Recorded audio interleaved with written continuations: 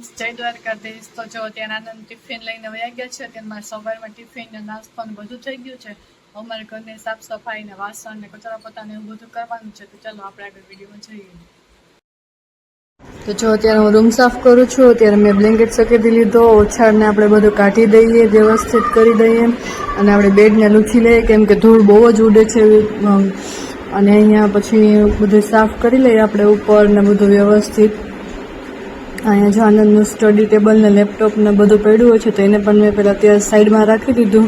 પછી પંખો સાફ કરી લઉં વ્યવસ્થિત રીતે, અને સાઈડમાં ને બધું ખેરવાનું ને બધું વ્યવસ્થિત સાફ સફાઈ કરવાની છે મારે. તો જો હું કામે લાગી ગઈ છું અત્યારે. ત્યાં મારે સાઈડમાં તમને દેખાય ને પડદો, ત્યાં એક બારી છે મારે. એ તો પણ મારે ખોલવાની ક્યારેય થાય જ નહીં, કેમ કે ત્યાં તો બધાનું એસીનું ને બધું હોય ને, તો બહુ ગરમી થાય, કેમ કે અહીંયા કબૂતરે પણ એટલા આવે તો અહીં તો ક્યારેય ખોલતી જ નથી. અને અહીંયા જો મારું કામ ફૂલ સ્પીડથી ચાલે છે, તો ત્યાં ઓછાળને પાથરું છું, નવો બદલાવી લીધો મેં. તો જો તમે આગળ હજુ હું શું કામ કરવાની છું તે આખા વિડીયોમાં આવશે. અત્યારે જો હું અત્યારે ઓશિકામાં કવરને ફિટ કરું છું. અત્યારે હું અહીં હોલમાં આવી છું. હવે આપણે જો ઉપર બધી સાફ સફાઈને બધું કરી લઈએ, ખેરી લઈએ, ઝારાને એવું કંઈ હોય તો ચાલો જુઓ તમે મારું કામ આજે. અહીંયા જો તમને ફોટો દેખાય છે ને, કે દ્વારકાધીશનો ફોટો છે. અમે દ્વારકા ગયા હતા ને, તો ત્યાંથી અમે લીધો હતો. તો જો અહીંયા અમે હોલમાં રાખ્યો છે અત્યારે ફોટો એ.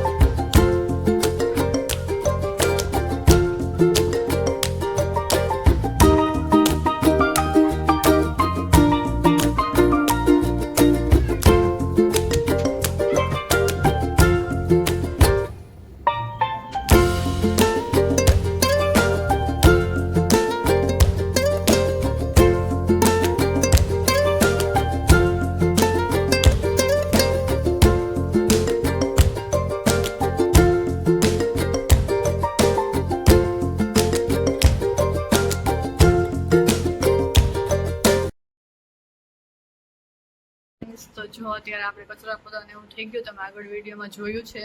તો આપણે વાસણ ને પોતાને કરવાનું છે.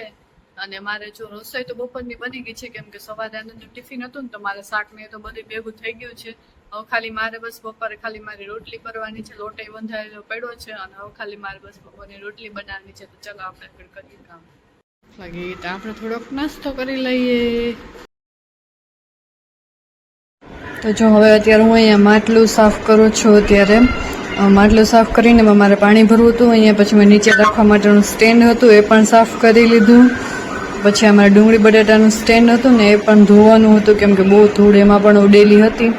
તો જો એ પણ ધોવાનું મેં ચાલુ કરી દીધું છે. પછી બહાર સૂકવી દીધું, એટલે પછી પાછું બધી મારે વ્યવસ્થિત એમાં મુકાઈ જાય, એટલા માટે પહેલાં ધોઈ નાખું. પછી વાસણ કરવાના છે, પ્લેટફોર્મ ધોવાનું બધું કામ બાકી છે હજી તો મારે, કેમ કે સવારે નાસ્તો અને ટિફિન ને બધું બન્યું હોય છે ને, તો એના વાસણ બધા અત્યારે વધારે થોડાક હોય છે. તો જો હું અત્યારે વાસણ કરવા લાગી ગઈ છું. અત્યારે સવારે મારે ભાખરી ને ચા ને નાસ્તો અને ટિફિન ને બધું હોય છે.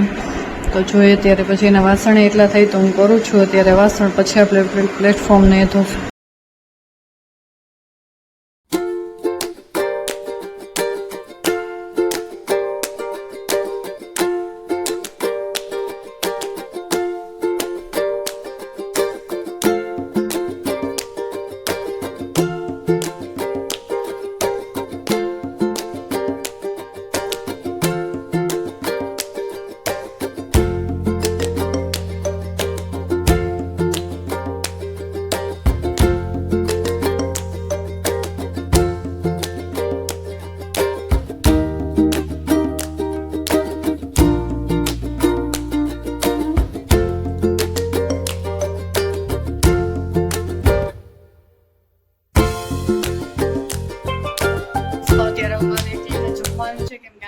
ઓફિસે ટિફિન લઈ ગયા. તો હું જમી લઉં, મારું રોટલી બધું બની ગયું છે. તો ચાલો તમે બે જમવા. બતાવું કે આજ મારે શું છે જમવામાં. આજનું મારું મેનુ સેવ ટમેટાનું શાક છે, સંભારો છે, રોટલી છે અને છાશ છે. તો ચાલો હું જમી લઉં. તો જો ફ્રેન્ડ્સ, હું અત્યારે ઉઠી ગઈ છું. આપણે હવે પાણી પી લઈએ.